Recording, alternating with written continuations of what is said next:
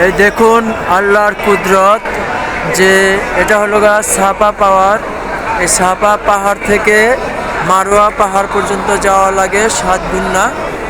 ওখানে আলহামদুলিল্লাহ এই সাফা পাহাড় পরিষ্কারের কাজ চলতেছে, আমাদের ভাইরা পরিষ্কার করতেছে আলহামদুলিল্লাহ। আল্লাহ দরবারে শুকরিয়া যে সাফা থেকে মারোয়া পর্যন্ত যাওয়ার তৌফিক আল্লাহ দিয়েছে।